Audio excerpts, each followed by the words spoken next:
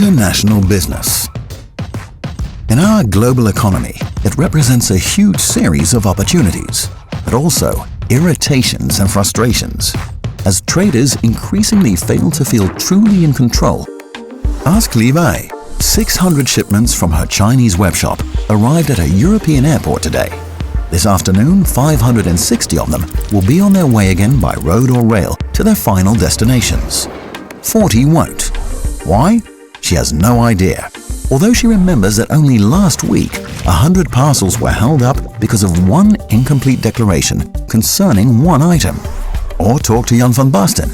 Last month, his container full of avocados left Veracruz in Mexico cooled to 4 degrees and at a humidity of 90%. Today, it arrived in Rotterdam again at 4 degrees and 90% humidity. But what happened to the container in between, on dockside, aboard ship, during the crane driver's lunch break when left unattended? He has no idea. Meanwhile, the medical equipment Leo Muller has dispatched from Eindhoven to a hospital in Nashville has been held up in a South Carolina port for days, and there it will remain until the discrepancies between 3 sets of documents are resolved, much to the displeasure of the hospital and her patients. Frustrations, hiccups, holdups. All too often they seem like facts of international trade. But if we adopt the concept of smart and secure trade lanes, they become problems of the past. And where better could such a concept be brought to practical life than in the Netherlands? The Dutch are well known for their logistical expertise.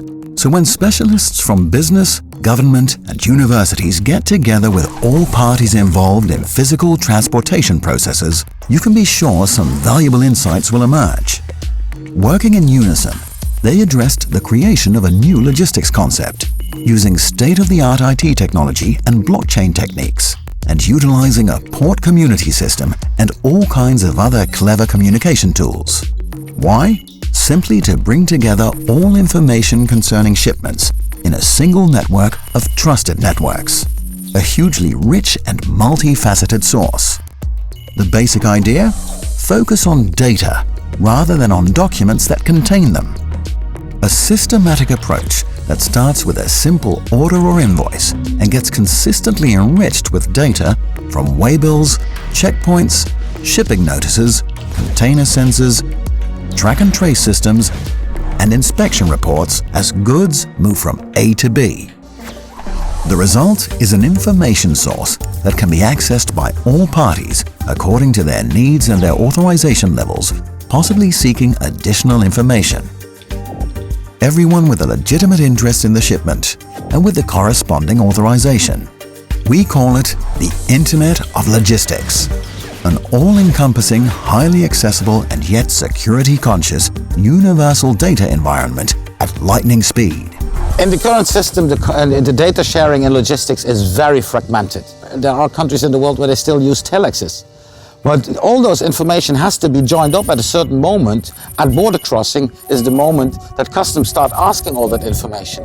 And when you have pre-prepared the information in a kind of unified standard, then communication of the data to customs or any other authority or any other one in the supply chain is much easier. There's a lot of pressure on the supply chain. If you look at the cost of moving a container, the administrative costs are higher than the physical transport cost. We cannot continue to just have everything coming to our hub. We need to know what's coming in advance. So we would like to make deals with others, departing ports, to see what's coming and to be able to anticipate. You can imagine here for flowers, every delay that we have for flowers really affects the vase life at your home. And information helps us to know where the delays are and how to prevent them.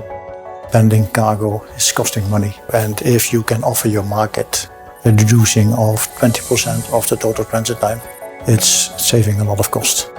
Well, the most important thing is the willingness of all parties involved to share information on a trusted network. Because of the data sharing, the whole supply chain process goes more efficient.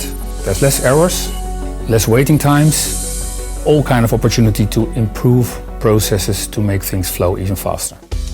In theory, clearly a single data source based on decentralized architecture could be a major development in contemporary logistics.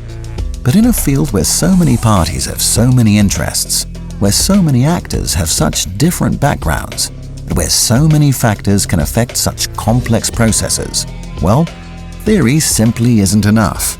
What is needed is tried and tested practice, which is why the project team included major shippers, the most relevant authorities, and important locations.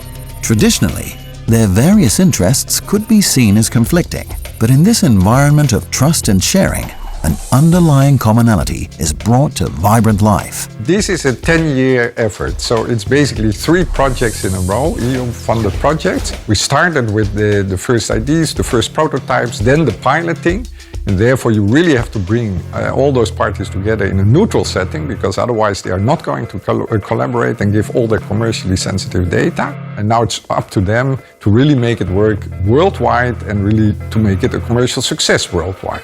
Logistics is one of our vital pillars in our national economy.